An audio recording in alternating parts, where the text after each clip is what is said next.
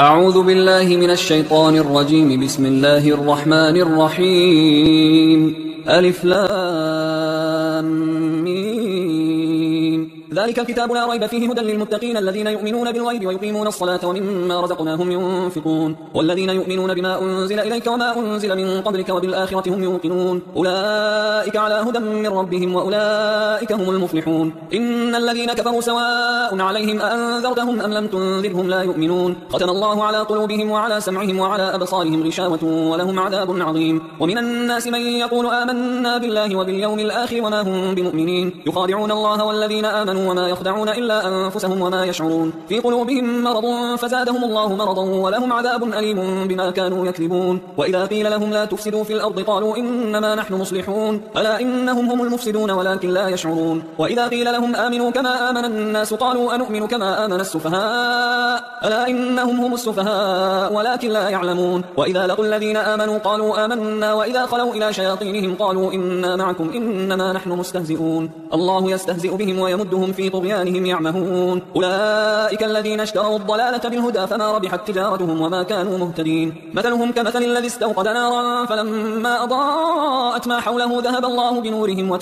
وتركهم في ظلمات لا يبصرون. صم بكم عمي فهم لا يرجعون. أو كصيب من السماء فيه ظلمات ورعد وبرق يجعلون أصابعهم في آذانهم من الصواعق حذر الموت والله محيط بالكافرين. يكاد البرق يخطف أبصارهم كلما أضاء لهم مشوا فيه وإذا أظلم عليهم قاموا ولو شاء الله لذهب بسمعهم وأبصارهم إن الله على كل شيء قدير. يا أيها الناس اعبدوا ربكم الذي خلقكم والذين من قبلكم لعلكم تتقون الذي جعل لكم الأرض فراشا والسماء بناء وأنزل من السماء ماء فأخرج به من الثمرات رزقا لكم فلا تجعلوا لله أندادا وأنتم تعلمون. وإن كنتم في ريب مما نزلنا على عبدنا فأتوا بسورة من مثله وادعوا شهداءكم من دون الله إن كنتم صادقين فإن لم تفعلوا ولن تفعلوا فاتقوا النار التي وقودها الناس والحجارة أعدت للكافرين. وبشر الذين آمنوا وعملوا الصالحات أن لهم جنات تجري من تحتها الأنهار كلما رزقوا منها من ثمرة رزقا قالوا هذا الذي رزقنا من قبل وأتوا به متشابها ولهم فيها أزواج مطهرة وهم فيها خالدون. إن الله لا يستحيي أن يضرب مثلا ما بعوضة فما فوقها فأما الذين آمنوا فيعلمون أنه الحق من ربهم وأما الذين كفروا فيقولون ماذا أراد الله بهذا مثلا يضل به كثيرا ويهدي به كثيرا وما يضل به إلا الفاسقين الذين ينقضون عهد الله من بعد ميثاقه ويقطعون ما أمر الله به أن يوصل ويفسدون في الأرض أولئك هم الخاسرون. كيف تكفرون بالله وكنتم أمواتا فأحياكم ثم يميتكم ثم يحييكم ثم إليه ترجعون. هو الذي خلق لكم ما في الأرض جميعا ثم استوى إلى السماء فسواهن 7 سماوات وهو بكل شيء عليم. وإذ قال ربك للملائكة إني جاعل في الأرض خليفة قالوا أتجعل فيها من يفسد فيها ويسفك الدماء ونحن نسبح بحمدك ونقدس لك قال إني أعلم ما لا تعلمون. وعلم آدم الأسماء كلها ثم عرضهم على الملائكة فقال أنبئوني بأسماء هؤلاء إن كنتم صادقين. قالوا سبحانك لا علم لنا إلا ما علمتنا إنك أنت العليم الحكيم. قال يا آدم أنبئهم بأسمائهم فلما أنبأهم بأسمائهم قال ألم أقل لكم إني أعلم غيب السماوات والأرض وأعلم ما تبدون وما كنتم تكتمون. وإذ قلنا للملائكة اسجدوا لآدم فسجدوا إلا إبليس أبى واستكبر وكان من الكافرين. وقلنا يا آدم اسكن أنت وزوجك الجنة وكلا منها رغدا حيث شئتما ولا تقربا هذه الشجرة فتكونا من الظالمين. فأزلهما الشيطان عنها فأخرجهما مما كانا فيه وقلنا اهبطوا بعضكم لبعض عدو ولكم في الأرض مستقر ومتاع إلى حين. فتلقى آدم من ربه كلمات فتاب عليه إنه هو التواب الرحيم. قلنا اهبطوا منها جميعا فإما يأتينكم مني هدى فمن تبع هداي فلا خوف عليهم ولا هم يحزنون. والذين كفروا وكذبوا بآياتنا أولئك أصحاب النار هم فيها خالدون. يا بني إسرائيل اذكروا نعمتي التي أنعمت عليكم وأوفوا بعهدي أوف بعهدكم وإياي فارهبون. وآمنوا بما أنزلت مصدقا لما معكم ولا تكونوا أول كافر به ولا تشتروا بآياتي ثمنا قليلا وإياي فاتقون. ولا تلبسوا الحق بالباطل وتكتموا الحق وأنتم تعلمون. وأقيموا الصلاة وآتوا الزكاة واركعوا مع الراكعين راكعين أتأمرون الناس بالبر وتنسون أنفسكم وأنتم تتلون الكتاب أفلا تعقلون واستعينوا بالصبر والصلاة وإنها لكبيرة إلا على الخاشعين الذين يظنون أنهم ملاقو ربهم وأنهم إليه راجعون يا بني إسرائيل اذكروا نعمتي التي أنعمت عليكم وأني فضلتكم على العالمين واتقوا يوما لا تجزي نفس عن نفس شيئا ولا يقبل منها شفاعة ولا يؤخذ منها عدل ولا هم ينصرون وإذ نجيناكم من آل فرعون يسومونكم سوء العذاب يذبحون أبناءكم ويستحيون نساءكم وفي ذلكم بلاء من ربكم عظيم وإذ فرقنا بكم البحر فأنجيناكم وأغرقنا آل فرعون وأنتم تنظرون وإذ واعدنا موسى 40 ليلة ثم اتخذتم العجل من بعده وأنتم ظالمون ثم عفونا عنكم من بعد ذلك لعلكم تشكرون وإذ آتينا موسى الكتاب والفرقان لعلكم تهتدون وإذ قال موسى لقومه يا قوم إنكم ظلمتم أنفسكم باتخاذكم العجل فتوبوا إلى بارئكم فاقتلوا أنفسكم ذلكم خير لكم عند بارئكم فتاب عليكم إنه هو التواب الرحيم وإذ قلتم يا موسى لن نؤمن لك حتى نرى الله جهرة فأخذتكم الصاعقة وأنتم تنظرون ثم بعثناكم من بعد موتكم لعلكم تشكرون وظللنا عليكم الغمام وأنزلنا عليكم المن والسلوى كلوا من طيبات ما رزقناكم وما ظلمونا ولكن كانوا أنفسهم يظلمون وإذ قلنا ادخلوا هذه القرية فكلوا منها حيث شئتم رغدا وادخلوا الباب سجدا وقولوا حطة نغفر لكم خطاياكم وسنزيد المحسنين فبدل الذين ظلموا قولا غير الذي قيل لهم فأنزلنا على الذين ظلموا رجزا من السماء بما كانوا يفسقون وإذ استسقى موسى لقومه فقلنا اضرب بعصاك الحجر فانفجرت منه 12 عينا قد علم كل أناس مشربهم كلوا واشربوا من رزق الله ولا تعثوا في الأرض مفسدين وإذ قلتم يا موسى لن نصبر على طعام واحد فادع لنا ربك يخرج لنا مما تنبت الأرض من بقلها وقثائها وفومها وعدسها وبصلها قال أتستبدلون الذي هو أدنى بالذي هو خير اهبطوا مصرا فإن لكم ما سألتم وضربت عليهم الذلة والمسكنة وباءوا بغضب من الله ذلك بأنهم كانوا يكفرون بآيات الله ويقتلون النبيين بغير الحق ذلك بما عصوا وكانوا يعتدون إن الذين آمنوا والذين هادوا والنصارى والصابئين من آمن بالله واليوم الآخر وعمل صالحا فلهم أجرهم عند ربهم ولا خوف عليهم ولا هم يحزنون وإذ أخذنا ميثاقكم ورفعنا فوقكم الطور خذوا ما آتيناكم بقوة واذكروا ما فيه لعلكم تتقون ثم توليتم من بعد ذلك فلولا فضل الله عليكم ورحمته لكنتم من الخاسرين ولقد علمتم الذين اعتدوا منكم في السبت فقلنا لهم كونوا قردة خاسئين فجعلناها نكالا لما بين يديها وما خلفها وموعظة للمتقين وإذ قال موسى لقومه إن الله يأمركم أن تذبحوا بقرة قالوا أتتخذنا هزوا قال أعوذ بالله أن أكون من الجاهلين قالوا ادع لنا ربك يبين لنا ما هي قال إنه يقول إنها بقرة لا فارض ولا بكر عوان بين ذلك فافعلوا ما تؤمرون قالوا ادع لنا ربك يبين لنا ما لونها قال إنه يقول إنها بقرة صفراء فاقع لونها تسر الناظرين قالوا ادع لنا ربك يبين لنا ما هي إن البقرة تشابه علينا وإنا إن شاء الله لمهتدون قال إنه يقول إنها بقرة لا ذلول تثير الأرض ولا تسقي الحرث مسلمة لا شية فيها قالوا الآن جئت بالحق فذبحوها وما كادوا يفعلون وإذ قتلتم نفسا فادارأتم فيها والله مخرج ما كنتم تكتمون فقلنا اضربوه ببعضها كذلك يحيي الله الموتى ويريكم آياته لعلكم تعقلون ثم قست قلوبكم من بعد ذلك فهي كالحجارة أو أشد قسوة وإن من الحجارة لما يتفجر منه الأنهار وإن منها لما يشقق فيخرج منه الماء وإن منها لما يهبط من خشية الله وما الله بغافل عما تعملون أفتطمعون أن يؤمنوا لكم وقد كان فريق منهم يسمعون كلام الله ثم يحرفونه من بعد ما عقلوه وهم يعلمون وإذا لقوا الذين آمنوا قالوا آمنا وإذا خلا بعضهم إلى بعض قالوا أتحدثونهم بما فتح الله عليكم ليحاجوكم به عند ربكم أفلا تعقلون أولا يعلمون أن الله يعلم ما يسرون وما يعلنون ومنهم أميون لا يعلمون الكتاب إلا أماني وإنهم إلا يظنون فويل للذين يكتبون الكتاب بأيديهم ثم يقولون هذا من عند الله ليشتروا به ثمنا قليلا فويل لهم مما كتبت أيديهم وويل لهم مما يكسبون وقالوا لن تمسنا النار إلا أياما معدودة قل أتخذتم عند الله عهدا فلن يخلف الله عهده أم تقولون على الله ما لا تعلمون بلى من كسب سيئة وأحاطت به خطيئته فأولئك أصحاب النار هم فيها خالدون والذين آمنوا وعملوا الصالحات أولئك أصحاب الجنة هم فيها خالدون وإذ أخذنا ميثاق بني إسرائيل لا تعبدون إلا الله وبالوالدين إحسانا وذي القربى واليتامى والمساكين وقولوا للناس حسنا وأقيموا الصلاة وآتوا الزكاة ثم توليتم إلا قليلا منكم وأنتم معرضون وإذ أخذنا ميثاقكم لا تسفكون دماءكم ولا تخرجون أنفسكم من دياركم ثم أقررتم وأنتم تشهدون ثم أنتم هؤلاء تقتلون أنفسكم وتخرجون فريقا منكم من ديارهم تظاهرون عليهم بالإثم والعدوان وإن يأتوكم أسارى تفادوهم وهو محرم عليكم إخراجهم أفتؤمنون ببعض الكتاب وتكفرون ببعض فما جزاء من يفعل ذلك منكم إلا خزي في الحياة الدنيا ويوم القيامة يردون إلى أشد العذاب وما الله بغافل عما تعملون أولئك الذين اشتروا الحياة الدنيا بالآخرة فلا يخفف عنهم العذاب ولا هم ينصرون ولقد آتينا موسى الكتاب وقفينا من بعده بالرسل وآتينا عيسى بن مريم البينات وأيدناه بروح القدس أفكلما جاءكم رسول بما لا تهوى أنفسكم استكبرتم ففريقا كذبتم وفريقا تقتلون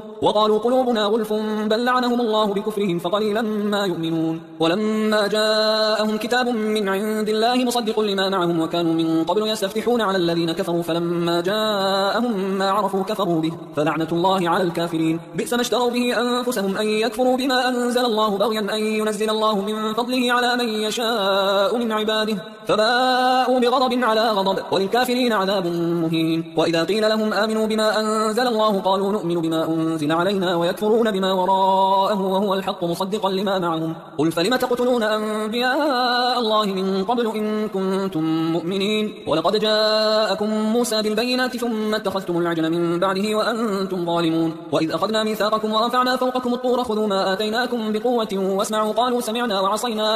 سمعنا وعصينا وأشربوا في قلوبهم العجل بكفرهم قل بئس ما يأمركم به إيمانكم إن كنتم مؤمنين قل إن كانت لكم الدار الآخرة عند الله خالصة من دون الناس فتمنوا الموت إن كنتم صادقين ولن يتمنوه أبدا بما قدمت أيديهم والله عليم بالظالمين ولتجدنهم أحرص الناس على حياة ومن الذين أشركوا يود أحدهم لو يعمر 1000 سنة وما هو بمزحزحه من العذاب أن يعمر والله بصير بما يعملون قل من كان عدوا لجبريل فإنه نزله على قلبك بإذن الله مصدقا لما بين يديه وهدى وبشرى للمؤمنين من كان عدوا لله وملائكته ورسله وجبريل وميكال فإن الله عدو للكافرين ولقد أنزلنا إليك آيات بينات وما يكفر بها إلا الفاسقون أو كلما عاهدوا عهدا نبذه فريق منهم بل أكثرهم لا يؤمنون ولما جاءهم رسول من عند الله مصدق لما معهم نبذ فريق من الذين أوتوا الكتاب كتاب الله وراء ظهورهم كأنهم لا يعلمون واتبعوا ما تتلو الشياطين على ملك سليمان وما كفر سليمان ولكن الشياطين كفروا يعلمون الناس السحر وما أنزل على الملكين ببابل هاروت وماروت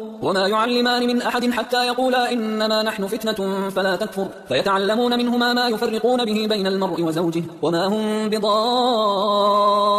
به من أحد إلا بإذن الله ويتعلمون ما يضرهم ولا ينفعهم ولقد علموا لمن اشتراه ما له في الآخرة من خلاق ولبئس ما شروا به أنفسهم لو كانوا يعلمون ولو أنهم آمنوا واتقوا لمثوبة من عند الله خير لو كانوا يعلمون يا أيها الذين آمنوا لا تقولوا راعنا وقولوا انظرنا واسمعوا وللكافرين عذاب أليم ما يود الذين كفروا من أهل الكتاب ولا المشركين أن ينزل عليكم من خير من ربكم والله يختص برحمته من يشاء والله ذو الفضل العظيم ما ننسخ من آية أو ننسها نأتي بخير منها أو مثلها ألم تعلم أن الله على كل شيء قدير ألم تعلم أن الله له ملك السماوات والأرض وما لكم من دون الله من ولي ولا نصير أم تريدون أن تسألوا رسولكم كما سئل موسى من قبل ومن يتبدل الكفر بالإيمان فقد ضل سواء السبيل ود كثير من أهل الكتاب لو يردونكم من بعد إيمانكم كفارا حسدا من عند أنفسهم من بعد ما تبين لهم الحق فاعفوا واصفحوا حتى يأتي الله بأمره إن الله على كل شيء قدير وأقيموا الصلاة وآتوا الزكاة وما تقدموا لأنفسكم من خير تجدوه عند الله إن الله بما تعملون بصير وقالوا لن يدخل الجنة إلا من كان هودا أو نصارى تلك أمانيهم قل هاتوا برهانكم إن كنتم صادقين بلى من أسلم وجهه لله وهو محسن فله أجره عند ربه ولا خوف عليهم ولا هم يحزنون وقالت اليهود ليست النصارى على شيء وقالت النصارى ليست اليهود على شيء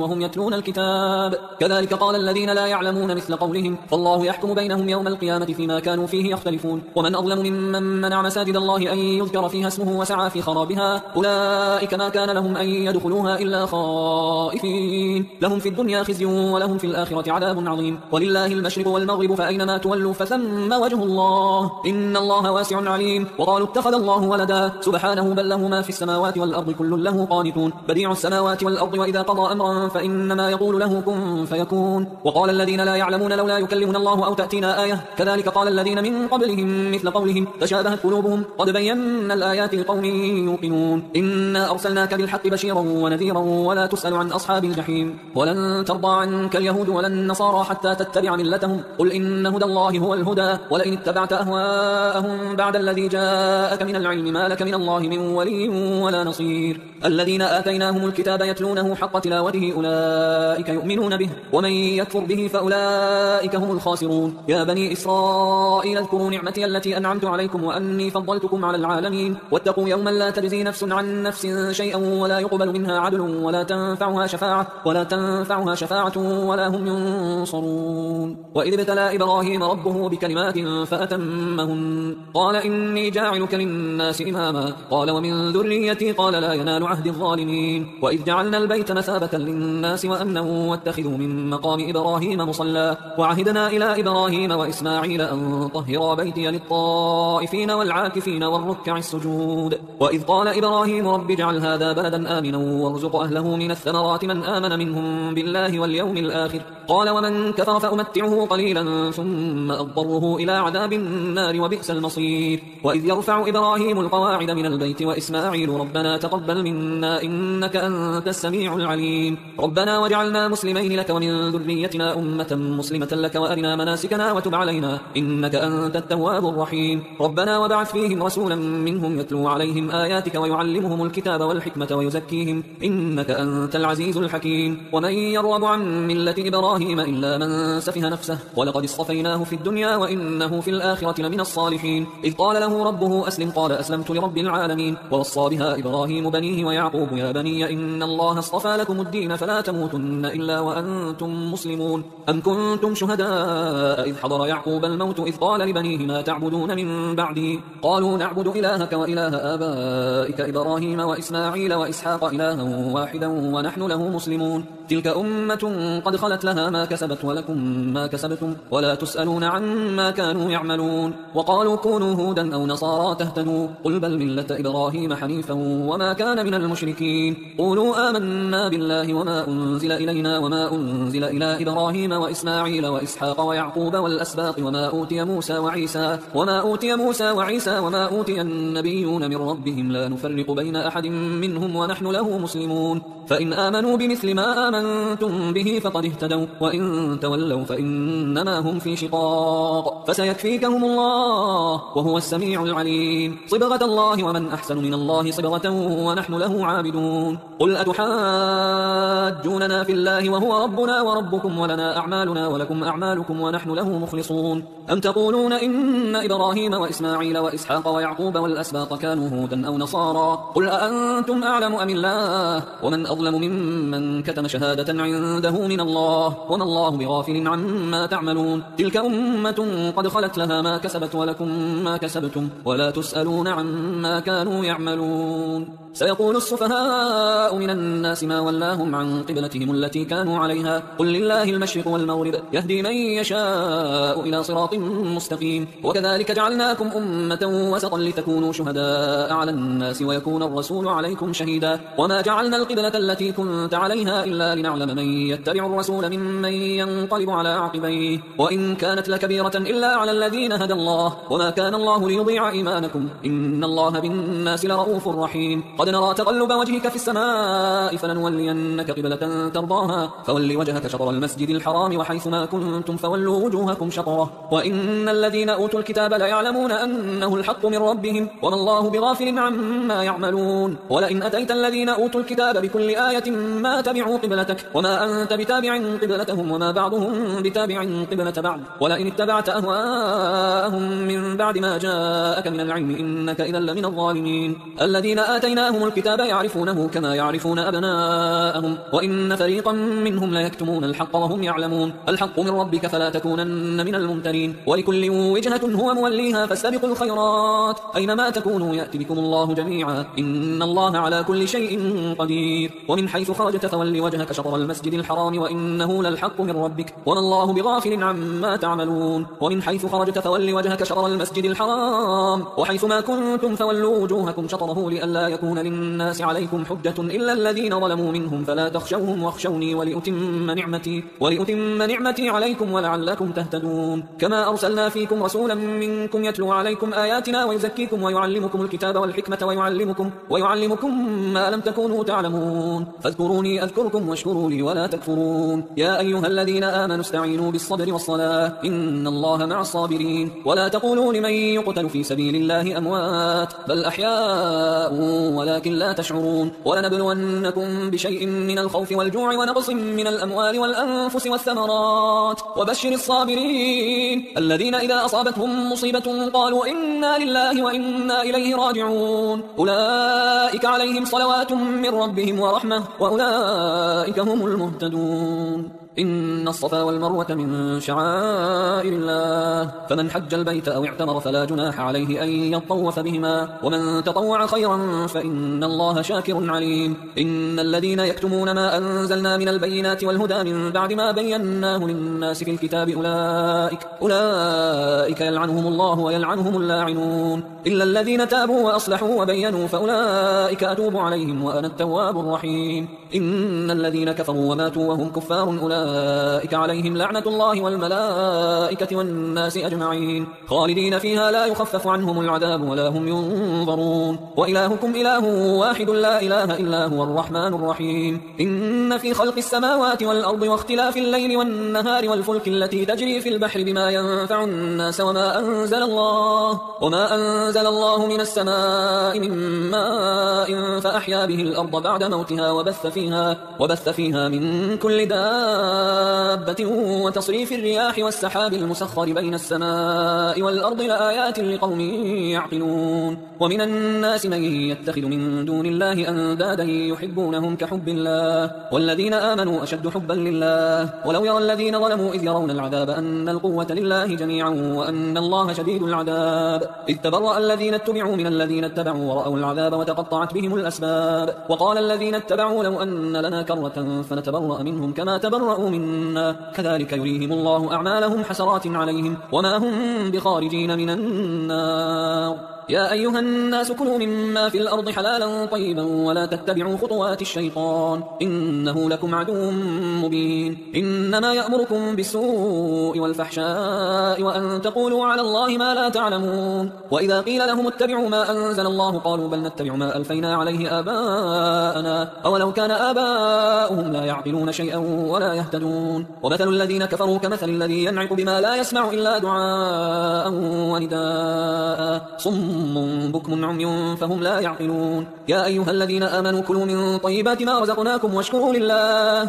لله إن كنتم إياه تعبدون. إنما حرم عليكم الميتة والدم ولحم الخنزير وما أهل به لغير الله فمن اضطر غير باغ ولا عاد فلا إثم عليه إن الله غفور رحيم. إن الذين يكتمون ما أنزل الله من الكتاب ويشترون به ثمنا قليلا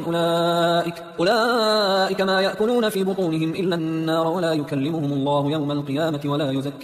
ولا يزكيهم ولهم عذاب أليم. أولئك الذين اشتروا الضلالة بالهدى والعذاب بالمغفرة فما أصبرهم على النار ذلك بأن الله نزل الكتاب بالحق وإن الذين اختلفوا في الكتاب لفي شقاق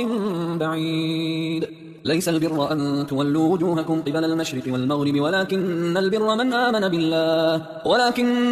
آمن بالله واليوم الآخر والملائكة والكتاب والنبيين وآتى المال على حبه ذوي القربى واليتامى والمساكين وابن السبيل والسائلين وفي الرقاب وأقام الصلاة وآتى الزكاة والموفون بعهدهم إذا عاهدوا والصابرين في البأساء والضراء وحين البأس أولئك الذين صدقوا وأولئك هم المتقون. يا أيها الذين الذين آمنوا كتب عليكم القصاص في القتلى الحر بالحر والعبد بالعبد والأنثى بالأنثى فمن عفي له من أخيه شيء فاتباع بالمعروف وأداء إليه بإحسان ذلك تخفيف من ربكم ورحمة فمن اعتدى بعد ذلك فله عذاب أليم ولكم في القصاص حياة يا أولي الألباب لعلكم تتقون كتب عليكم إذا حضر أحدكم الموت إن ترك خيرا الوصية للوالدين والأقربين بالمعروف حقا على المتقين فمن بدله بعد ما سمعه فإنما إثمه على الذين يبدلونه إن الله سميع عليم فمن خاف من موص جنفا أو إثما فأصلح بينهم فلا إثم عليه إن الله غفور رحيم يا أيها الذين آمنوا كتب عليكم الصيام كما كتب على الذين من قبلكم لعلكم تتقون أياما معدودات فمن كان منكم مريضا أو على سفر فعدة من أيام أخر وعلى الذين يطيقونه فدية طعام مسكين فمن تطوع خيرا فهو خير له وأن تصوموا خير لكم إن كنتم تعلمون شهر رمضان الذي أنزل فيه القرآن هدى للناس وبينات من الهدى والفرقان فمن شهد منكم الشهر فليصم ومن كان مريضا أو على سفر فعدة من أيام أخر يريد الله بكم اليسر ولا يريد بكم العسر ولتكملوا العدة ولتكبروا الله على ما هداكم ولعلكم تشكرون وإذا سألك عبادي عني فإني قريب أجيب دعوة الداعي إذا دعان فليستجيبوا لي وليؤمنوا بي لعلهم يرشدون أحل لكم ليلة الصيام الرفث إلى نسائكم هن لباس لكم وأنتم لباس لهن علم الله أنكم كنتم تختانون أنفسكم فتاب عليكم وعفى عنكم فالآن باشروهن وابتغوا ما كتب الله لكم وكلوا واشربوا حتى يتبين لكم الخيط الأبيض من الخيط الأسود من الفجر ثم أتموا الصيام إلى الليل ولا تباشروهن وأنتم عاكفون في المساجد تلك حدود الله فلا تقربوها كذلك يبين الله آياته للناس لعلهم يتقون ولا تأكلوا أموالكم بينكم بالباطل وتدلوا بها إلى الحكام لتأكلوا فريقا من أموال الناس بالإثم وأنتم تعلمون يسألونك عن الأهلة قل هي مواقيت للناس والحج وليس البر بأن تأتوا البيوت من ظهورها ولكن البر من اتقى وأتوا البيوت من أبوابها واتقوا الله لعلكم تفلحون وقاتلوا في سبيل الله الذين يقاتلونكم ولا تعتدوا إن الله لا يحب المعتدين وقتلوهم حيث ثقفتموهم وأخرجوهم من حيث أخرجوكم والفتنة أشد من القتل ولا تقاتلوهم عند المسجد الحرام حتى يقاتلوكم فيه فإن قاتلوكم فاقتلوهم كذلك جزاء الكافرين فإن انتهوا فإن الله غفور رحيم وقاتلوهم حتى لا تكون فتنة ويكون الدين لله فإن انتهوا فلا عدوان إلا على الظالمين الشهر الحرام بالشهر الحرام والحرمات قصاص فمن اعتدى عليكم فاعتدوا عليه بمثل ما اعتدى عليكم واتقوا الله واعلموا أن الله مع المتقين وأنفقوا في سبيل الله ولا تلقوا بأيديكم إلى التهلكة وأحسنوا إن الله يحب المحسنين وأتموا الحج والعمرة لله فإن أحصرتم فما استيسر من الهدي ولا تحلقوا رؤوسكم حتى يبلغ الهدي محله فمن كان منكم مريضا أو به أذى من رأسه ففدية من صيام أو صدقة أو نسك فإذا أمنتم فمن تمتع بالعمرة إلى الحج فما استيسر من الهدي فمن لم يجد فصيام 3 أيام في الحج و7 إذا رجعتم تلك 10 كاملة ذلك لمن لم يكن أهله حاضر المسجد الحرام واتقوا الله واعلموا أن الله شديد العقاب الحج أشهر معلومات فمن فرض فيهن الحج فلا رفث ولا فسوق ولا جدال في الحج وما تفعلوا من خير يعلمه الله وتزودوا فإن خير الزاد التقوى واتقون يا أولي الألباب ليس عليكم جناح أن تبتغوا فضلا من ربكم فإذا أفضتم من عرفات فاذكروا الله عند المشعر الحرام واذكروه كما هداكم وإن كنتم من قبله لمن الضالين ثم أفيضوا من حيث أفاض الناس واستغفروا الله إن الله غفور رحيم فإذا قضيتم مناسككم فاذكروا الله كذكركم آباءكم أو أشد ذكرا فمن الناس من يقول ربنا آتنا في الدنيا وما له في الآخرة من خلاق ومنهم من يقول ربنا آتنا في الدنيا حسنة وفي الآخرة حسنة وقنا عذاب النار أولئك لهم نصيب مما كسبوا والله سريع الحساب واذكروا الله في أيام معدودات فمن تعجل في يومين فلا إثم عليه ومن تأخر فلا إثم عليه لمن اتقى واتقوا الله واعلموا أنكم إليه تحشرون ومن الناس من يعجبك قوله في الحياة الدنيا ويشهد الله على ما في قلبه وهو ألد الخصام وإذا تولى سعى في الأرض ليفسد فيها ويهلك الحرث والنسل والله لا يحب الفساد وإذا قيل له اتق الله أخذته العزة بالإثم فحسبه جهنم ولبئس المهاد ومن الناس من يشري نفسه ابتغاء مرضات الله والله رؤوف بالعباد يا أيها الذين آمنوا ادخلوا في السلم كافة ولا تتبعوا خطوات الشيطان إنه لكم عدو مبين. فإن زللتم من بعد ما جاءتكم البينات فاعلموا أن الله عزيز حكيم. هل ينظرون إلا أن يأتيهم الله في ظلل من الغمام والملائكة وقضي الأمر وإلى الله ترجع الأمور. سل بني إسرائيل كم آتيناهم من آية بينة ومن يبدل نعمة الله من بعد ما جاءته فإن الله شديد العقاب. زين للذين كفروا الحياة الدنيا ويسخرون من الذين آمنوا والذين اتقوا فوقهم يوم القيامة والله يرزق من يشاء بغير حساب. كان الناس أمة واحدة فبعث الله النبيين مبشرين ومنذرين وأنزل معهم الكتاب بالحق ليحكم بين الناس فيما اختلفوا فيه وما اختلف فيه إلا الذين أوتوه من بعد ما جاءتهم البينات بغيا بينهم فهدى الله الذين آمنوا لما اختلفوا فيه من الحق بإذنه والله يهدي من يشاء إلى صراط مستقيم. أم حسبتم أن تدخلوا الجنة ولما يأتكم مثل الذين خلوا من قبلكم مستهم البأساء والضراء وزلزلوا حتى يقول الرسول والذين آمنوا معه متى نصر الله ألا إن نصر الله قريب. يسألونك ماذا ينفقون قل ما أنفقتم من خير فللوالدين والأقربين واليتامى والمساكين وابن السبيل وما تفعلوا من خير فإن الله به عليم. كتب عليكم القتال وهو كره لكم وعسى أن تكرهوا شيئا وهو خير لكم وعسى أن تحبوا شيئا وهو شر لكم والله يعلم وأنتم لا تعلمون. يسألونك عن الشهر الحرام قتال فيه قل قتال فيه كبير وصد عن سبيل الله وكفر به والمسجد الحرام وإخراج أهله منه أكبر عند الله والفتنة أكبر من القتل ولا يزالون يقاتلونكم حتى يردوكم عن دينكم إن استطاعوا ومن يرتد منكم عن دينه فيمت وهو كافر فأولئك حبطت أعمالهم في الدنيا والآخرة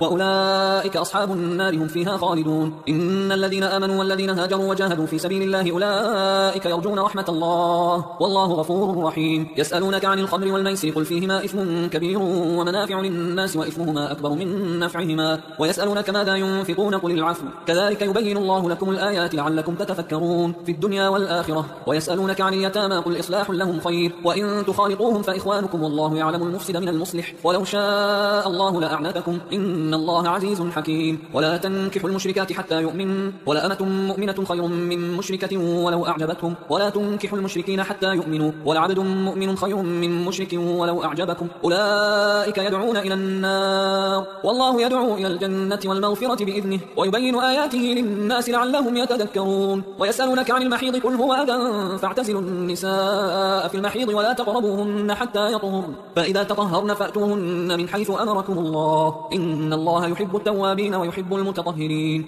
نساؤكم حرث لكم فأتوا حرثكم أن شئتم وقدموا لأنفسكم واتقوا الله واعلموا أنكم ملاقوه وبشر المؤمنين. ولا تجعلوا الله عرضة لأيمانكم أن تبروا وتتقوا وتصلحوا بين الناس والله سميع عليم. لا يؤاخذكم الله باللغو في أيمانكم ولكن يؤاخذكم بما كسبت قلوبكم والله غفور حليم. للذين يؤلون من نسائهم تربص 4 أشهر فإن فاءوا فإن الله غفور رحيم وإن عزموا الطلاق فإن الله سميع عليم. والمطلقات يتربصن بأنفسهن 3 قروء ولا يحل لهن أن يكتمن ما خلق الله في أرحامهن إن كن يؤمن بالله واليوم الآخر وبعولتهن أحق بردهن في ذلك إن أرادوا إصلاحا ولهن مثل الذي عليهن بالمعروف وللرجال عليهن درجة والله عزيز حكيم. الطلاق 2 مرتان فإمساكم بمعروف أو تسريح بإحسان ولا يحل لكم أن تأخذوا مما آتيتموهن شيئا إلا أن يخافا أن لا يقيما حدود الله فإن خفتم أن لا يقيما حدود الله فلا جناح عليهما فيما افتدت به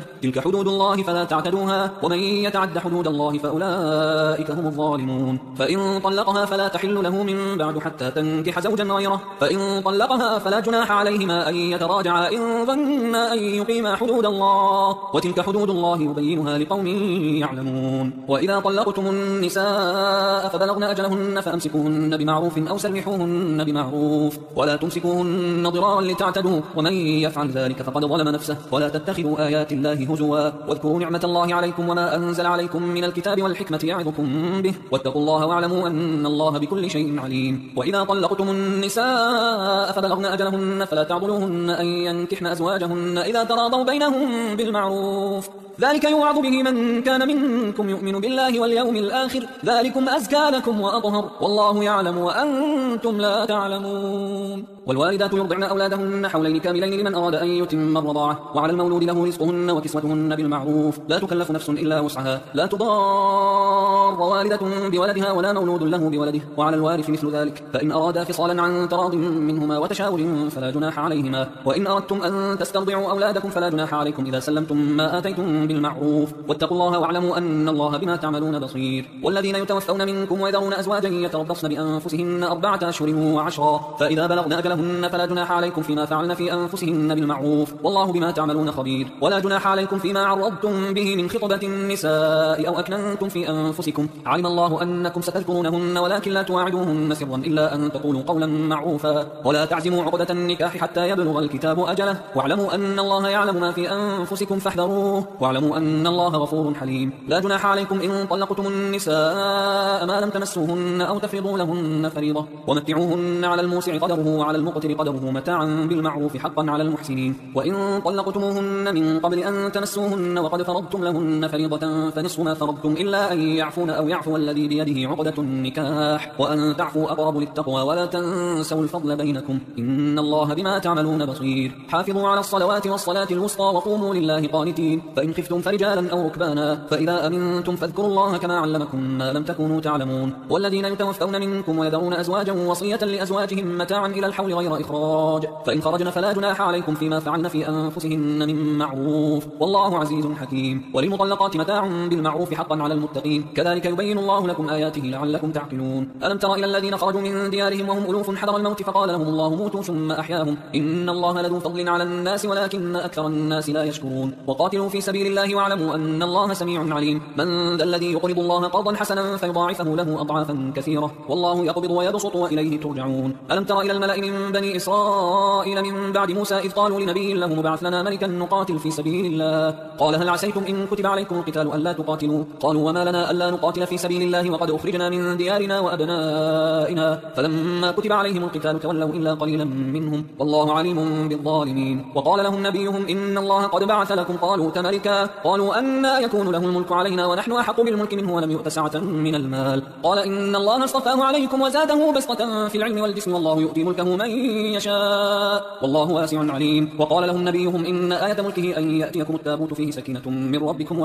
وبقية مما ترك آل موسى وآل هارون تحمله الملائكة إن في ذلك لآية لكم إن كنتم مؤمنين فلما فصل طالوت بالجنود قال إن الله مبتليكم بنهر فمن شرب منه فليس مني ومن لم يطعمه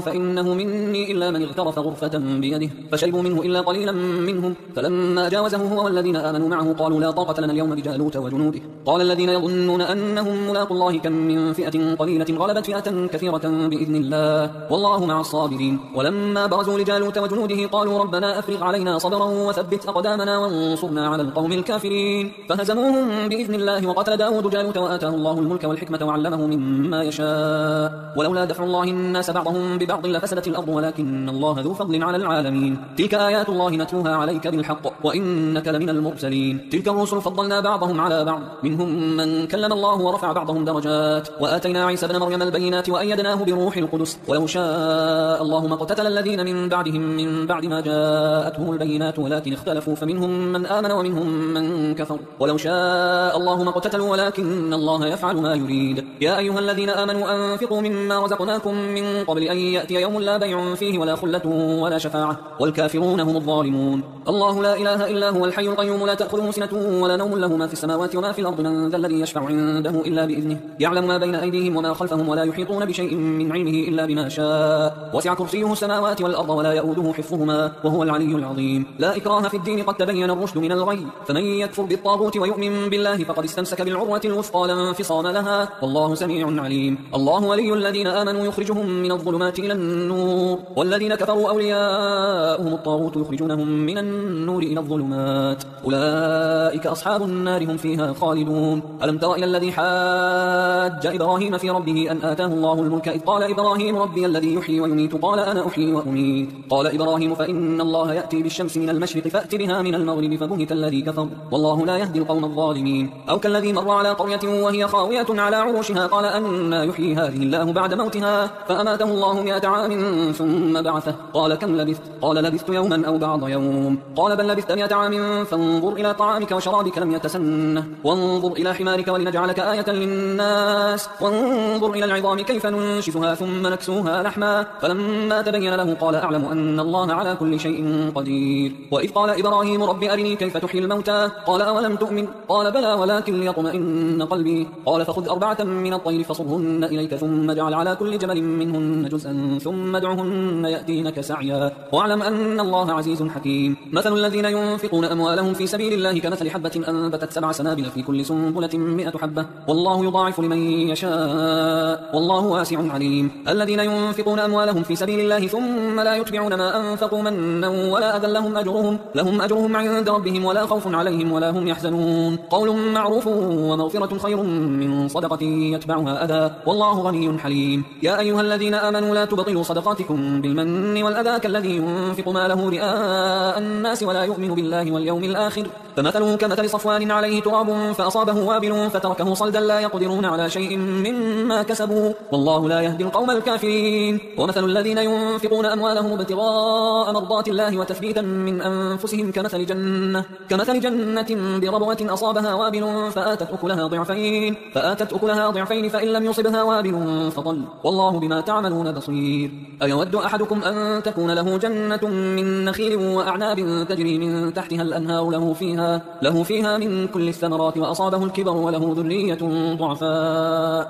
ذرية ضعفاء فأصابها إعصار فيه نار فاحترقت كذلك يبين الله لكم الآيات لعلكم تتفكرون. يا أيها الذين آمنوا أنفقوا من طيبات ما كسبتم ومما أخرجنا لكم من الأرض ولا تيمموا الخبيث منه تنفقون ولستم بآخذيه إلا أن تغمضوا فيه واعلموا أن الله غني حميد. الشيطان يعدكم الفقر ويأمركم بالفحشاء والله يعدكم مغفرة منه وفضلا والله واسع عليم. يؤتي الحكمة من يشاء ومن يؤت الحكمة فقد أوتي خيرا كثيرا وما يذكر إلا أولو الألباب. وما أنفقتم من نفقة أو نذرتم من نذر فإن الله يعلمه وما للظالمين من أنصار. إن تبدوا الصدقات فنعما هي وإن تخفوها وتؤتوها الفقراء فهو خير لكم ويكفر عنكم من سيئاتكم والله بما تعملون خبير. ليس عليك هداهم ولكن الله يهدي من يشاء. وما تنفقوا من خير فلأنفسكم وما تنفقون إلا ابتغاء وجه الله وما تنفقوا من خير يوفى إليكم وأنتم لا تظلمون. للفقراء الذين أحصروا في سبيل الله لا يستطيعون ضربا في الأرض يحسبهم الجاهل أغنياء من التعفف تعرفهم بسيماهم لا يسألون الناس إلحافا وما تنفقوا من خير فإن الله به عليم. الذين ينفقون أموالهم بالليل والنهار سرا وعلانية فلهم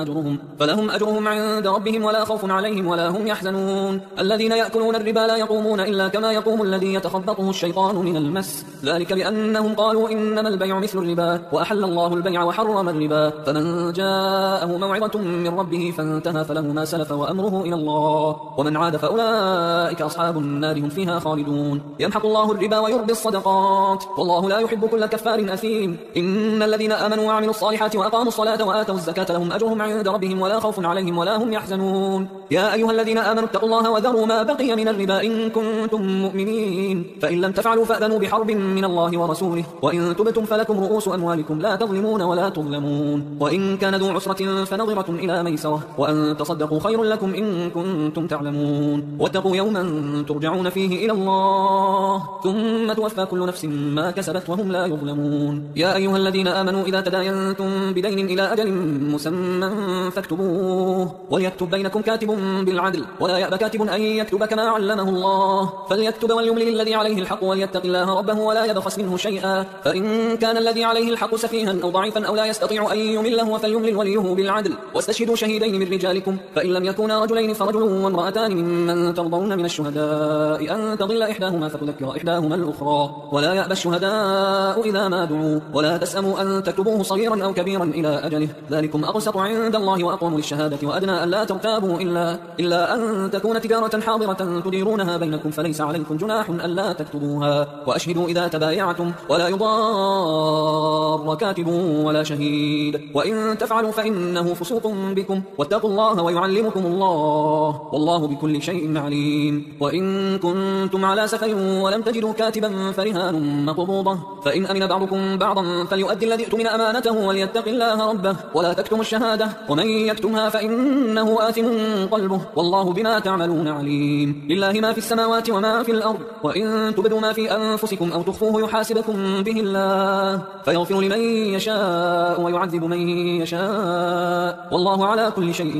قدير. آمن الرسول بما أنزل إليه من ربه والمؤمنون كل آمن بالله وملائكته وكتبه ورسله لا نفرق بين أحد من رسله وقالوا سمعنا وأطعنا غفرانك ربنا وإليك المصير. لا يكلف الله نفسا إلا وسعها لها ما كسبت وعليها ما اكتسبت ربنا لا تؤاخذنا إن نسينا أو أخطأنا ربنا ولا تحمل علينا إصرا كما حملته على الذين من قبلنا ربنا ولا تحملنا ما لا طاقة لنا به واعف عنا واغفر لنا وارحمنا أنت مولانا فانصرنا على القوم الكافرين.